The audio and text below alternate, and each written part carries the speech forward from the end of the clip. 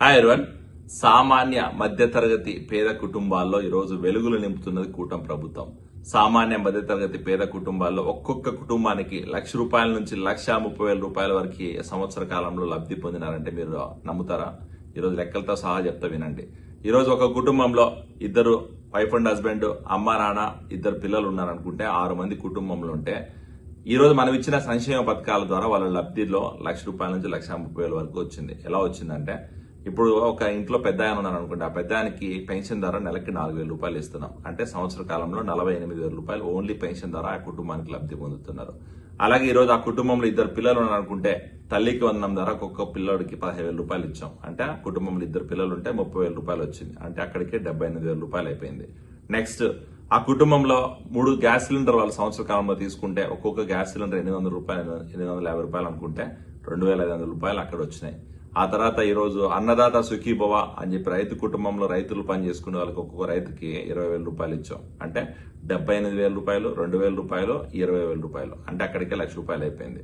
ఇంకా కొంతమంది పేద కుటుంబాలు, సామాన్య ప్రజలు, రోజువారీ కూలీలకు వెళ్లే వాళ్ళు లబ్ధి ఇంకా ₹1,30,000 అవుతుంది. ఎలా అంటున్నావా?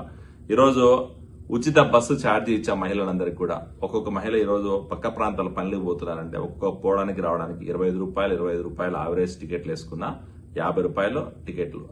నెలకి 30 రోజులు పనికి పోతున్నారు అనుకుంటే ₹1,500 అంటే 12 మంత్స్కి వేసుకుంటే అంతే అయింది.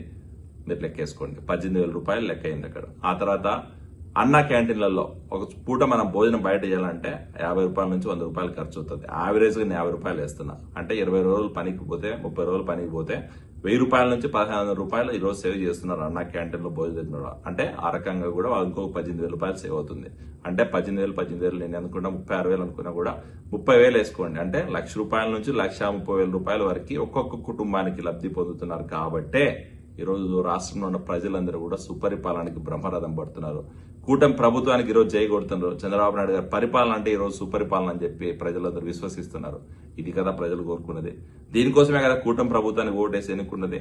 అంటే ఒక్క సంవత్సర కాలంలోనే ఒక్కొక్క కుటుంబానికి ₹1,00,000 నుంచి ₹1,30,000 సంక్షేమ పథకాల ద్వారా ఇచ్చి నిరుద్యోగ యువతకు ఉద్యోగాలు కల్పించుకుంటా, రాష్ట్రాన్ని పెట్టుబడులు తీసుకొచ్చుకుంటా, రాష్ట్రంలో అభివృద్ధి చేస్తా, రాష్ట్రంలో ఈరోజు లా అండ్ ఆర్డర్ ని కంట్రోల్లో పెట్టుకుంటా, మహిళలకి స్వేచ్ఛ స్వాతంత్రాలు కల్పించి రాష్ట్రంలో చేసిన అరాచక పాలన నుంచి రాష్ట్రాన్ని అభివృద్ధి పథంలో తీసుకొచ్చిన ఘనత కేవలం ఒక్క తెలుగుదేశం పార్టీ కూటమి ప్రభుత్వానికి మాత్రమే ఉంటది.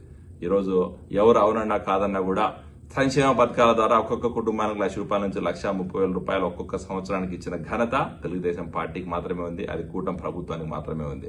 ఖచ్చితంగా ఈ రోజు తెలుగుదేశం పార్టీకి బ్రహ్మరథం పడుతున్నారంటే కేవలం బడుగు బలహీన వర్గాలు, సామాన్య ప్రజలు, పేద ప్రజలందరూ కూడా లబ్ధి పొందినారు కాబట్టే ఈ రోజు మా ప్రభుత్వానికి జై కొడుతున్నారు, మా బాబు గారికి జై కొడుతున్నారు. జై టీడీపీ, జై చంద్రబాబు, జై లోకేష్. Thank you.